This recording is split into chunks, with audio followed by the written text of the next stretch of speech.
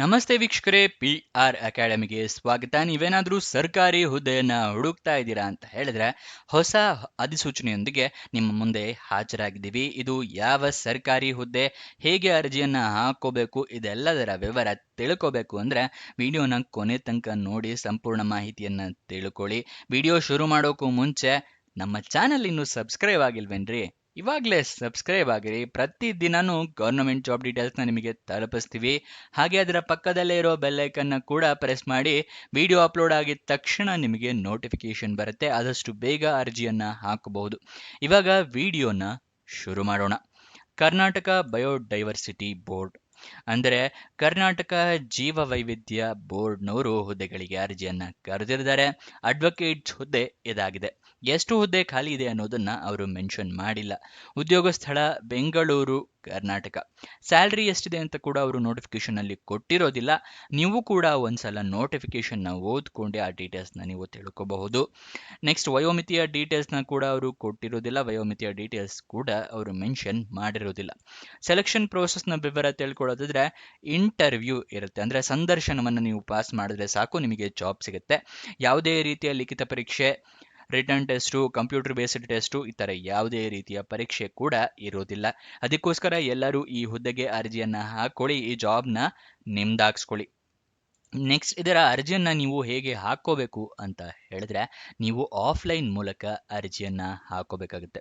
Offline ಮೂಲಕ ಅಂದ್ರೆ ಏನು ಅಂತ ಕೆಲವೊಬ್ಬರಿಗೆ ಡೌಟ್ ಇರ್ಬೋದು. ಆಫ್ಲೈನ್ ಮೂಲಕ ಅಂತ ಹೇಳಿದ್ರೆ ನಿಮಗೆ ಒಂದು ಅಪ್ಲಿಕೇಶನ್ ಫಾರಮ್ ಸಿಗುತ್ತೆ.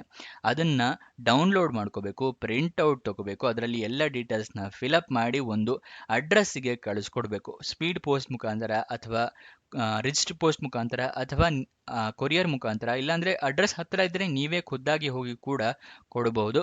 ಇದನ್ನ ಆಫ್ಲೈನ್ ಮೂಲಕ ಅರ್ಜಿಯನ್ನ ಹಾಕೊಳ್ಳೋದು ಅಂತ ಹೇಳ್ತಾರೆ. ಗೊತ್ತಾಯ್ತಲ್ವಾ?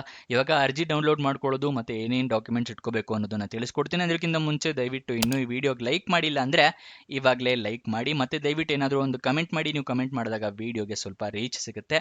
ಮತ್ತೆ ನಿಮಗೇನಾದರೂ ಗೊತ್ತಿಲ್ಲ ಅಥವಾ ಹೊಸ ವೀಕ್ಷಕರು ಅಂತ ಹೇಳಿದ್ರೆ ತಿಳಿಸ್ಕೊಡ್ತಾ ಇದ್ದೀನಿ. ವೆಬ್ಸೈಟ್ನ ಶುರು ಮಾಡಿದ್ದೀವಿ. ಯಾವ ವೆಬ್ಸೈಟ್ ಅಂತ ಕೇಳ್ತಾ ಇದ್ದೀರಾ? ನಮ್ಮದೇ ವೆಬ್ಸೈಟ್ ಕಂಡ್ರಿ, prgovernmentjobs.com ಅಂತ ಹೇಳಿ. ಅಂದರೆ prgovtjobs.com ಅಂತ ಹೇಳಿ ನಿಮಗೆ ಹೊಸ ವೆಬ್ಸೈಟ್ನ ಕ್ರಿಯೇಟ್ ಮಾಡಿದ್ದೀವಿ. ಇದರ ಲಿಂಕು ಡಿಸ್ಕ್ರಿಪ್ಷನ್ ಮತ್ತೆ ಕಮೆಂಟ್ ಬಾಕ್ಸ್ನಲ್ಲಿ ಕೊಟ್ಟಿದ್ವಿ. ಏನಕ್ಕೆ ವೆಬ್ಸೈಟ್ ಕ್ರಿಯೇಟ್ ಮಾಡಿದ್ದೀವಿ ಅಂದರೆ ಯೂಟ್ಯೂಬ್ನಲ್ಲಿ 2 ರಿಂದ 3 ಜಾಬ್ ಡೀಟೇಲ್ಸ್ ತಿಳಿಸ್ಕೊಡ್ಬೋದು ಪ್ರತಿದಿನಕ್ಕೆ. ಆದರೆ ವೆಬ್ಸೈಟ್ ಕ್ರಿಯೇಟ್ ಮಾಡಿದರೆ ಪ್ರತಿದಿನಕ್ಕೆ ಹಲವಾರು ಜಾಬ್ ಡೀಟೇಲ್ಸ್ನ ತಿಳಿಸ್ಕೊಡ್ಬೋದು ಅಂತೇಳಿ ಕ್ರಿಯೇಟ್ ಮಾಡಿದ್ವಿ. ಇದನ್ನ ಸದುಪಯೋಗ ಪಡಿಸ್ಕೊಳ್ಳಿ. ಅದರ ಕಮೆಂಟ್ ಬಾಕ್ಸು ಅಥವಾ ಡಿಸ್ಕ್ರಿಪ್ಷನ್ ಇಂದ ಕ್ಲಿಕ್ ಮಾಡಿದ್ರೆ ಈ ರೀತಿ ಒಂದು ಪೇಜ್ ಓಪನ್ ಆಗುತ್ತೆ ನಮ್ಮ ವೆಬ್ಸೈಟ್ದು. ಇಲ್ಲಿ ಕರ್ನಾಟಕ ಗೌರ್ಮೆಂಟ್ ಜಾಬ್ಸು, ಇಲ್ಲಿ central government 10th pass 12th pass degree jobs, ಈ ಥರ ಹಲವಾರು ಕೆಟಗರಿಯ ಜಾಬ್ಸ್ ಇದೆ. ನಿಮ್ಮ ಎಜುಕೇಷನ್ ಕ್ವಾಲಿಫಿಕೇಷನ್ಗೆ ಯಾವ್ದು ಸೂಟ್ ಆಗುತ್ತೆ ನೋಡಿ ಅದನ್ನು ಕ್ಲಿಕ್ ಮಾಡ್ಕೊಳ್ಳಿ. ಸ್ಕ್ರೋಲ್ ಡೌನ್ ಮಾಡಿದ್ರೆ ಕನ್ನಡದಲ್ಲಿ ಕೂಡ ಬಟನ್ಸ್ಗಳನ್ನ ಕೊಟ್ಟಿದ್ದೀವಿ. ಕನ್ನಡ, ಇಂಗ್ಲೀಷ್ ಯಾವ್ದ್ರಲ್ಲಿ ಬೇಕಾದರೂ ಕ್ಲಿಕ್ ಮಾಡಬಹುದು. ಸ್ಕ್ರೋಲ್ ಡೌನ್ ಮಾಡಿದ್ರೆ ಇಲ್ಲಿ Karnataka government jobs, central government 10th pass ಜಾಬ್ಸ್ನ ಲಿಸ್ಟ್ಗಳನ್ನ ಕೊಟ್ಟಿದ್ದೀವಿ. ಇಲ್ಲಿ ಎಲ್ಲ ಲಿಸ್ಟ್ನ ನೋಡ್ಕೋಬೋದು. ಇಲ್ಲಿ ಸ್ಕ್ರೋಲ್ ಡೌನ್ ಮಾಡ್ಕೊಂಡು ನೋಡ್ಕೋಬಹುದು. ಮೊಬೈಲ್ನಲ್ಲಿ ಆಗಿದ್ರು ಅಷ್ಟೇ ಇದನ್ನ ಸ್ಕ್ರೋಲ್ ಡೌನ್ ಮಾಡಿದ್ರೆ ನಿಮಗೆ ಡೀಟೇಲ್ಸ್ ಸಿಗುತ್ತೆ. ಕೆಳಗಡೆ ಮೋರ್ ಜಾಬ್ಸ್ ಅಂತಿದೆಯಲ್ಲ, ಇದನ್ನು ಕ್ಲಿಕ್ ಮಾಡಿದ್ರೆ ಇನ್ನೂ ಹಲವಾರು ಜಾಬ್ಸ್ ಓಪನ್ ಆಗುತ್ತೆ. ಕರ್ನಾಟಕ ಗೌರ್ಮೆಂಟ್ ಇಂದು, ಸೆಂಟ್ರಲ್ ಗೌರ್ಮೆಂಟ್ ಮತ್ತು 10th ಪಾಸ್ ಜಾಬ್ಸ್ ಇಂದು ಹಲವಾರು ಜಾಬ್ಸ್ ಡೀಟೇಲ್ಸ್ ಓಪನ್ ಆಗುತ್ತೆ. ಅದನ್ನ ಪಡ್ಕೊಳ್ಳಿ ಯಾವ ಜಾಬ್ ಡೀಟೇಲ್ಸ್ ಬೇಕು ಅಂತ. ಆದರೆ ನೀವು ಕೇಳ್ಬೋದು, ಈ ವೆಬ್ಸೈಟ್ನಲ್ಲಿ ಜಾಬ್ ಡೀಟೇಲ್ಸ್ ಅಪ್ಲೋಡ್ ಆಗಿದ ತಕ್ಷಣ ನಿಮಗೆ ಹೇಗೆ ಗೊತ್ತಾಗುತ್ತೆ ಅಂತ ಹೇಳಿದ್ರೆ ನಾವು ನಿಮಗೆ ವಾಟ್ಸಪ್ ಮತ್ತು ಟೆಲಿಗ್ರಾಮ್ ಚಾನಲ್ನಿಂದ ಲಿಂಕ್ನ ಪ್ರೊವೈಡ್ ಮಾಡ್ತೀವಿ. ಸೊ ಅದನ್ನು ಫಾಲೋ ಮಾಡಿ. ಡಿಸ್ಕ್ರಿಪ್ಷನ್ನು ಮತ್ತು ಕಮೆಂಟ್ ಬಾಕ್ಸ್ನಲ್ಲಿ ಈ ಸೋಷಿಯಲ್ ಮೀಡಿಯಾ ಚಾನಲ್ಸ್ನ ಲಿಂಕ್ ಕೊಟ್ಟಿದ್ದೀನಿ ಡಿಸ್ಕ್ರಿಪ್ಷನ್ನಲ್ಲಿ. ಅಲ್ಲಿಂದ ಕ್ಲಿಕ್ ಮಾಡಿದ್ರೆ ನೀವು ಟೆಲಿಗ್ರಾಮ್ನ ಜಾಯ್ನ್ ಆಗ್ಬೋದು. ಅಲ್ಲಿಂದನೇ ಕ್ಲಿಕ್ ಮಾಡಿ ವಾಟ್ಸಪ್ ಚಾನಲ್ನ ಕೂಡ ಜಾಯ್ನ್ ಆಗ್ಬೋದು.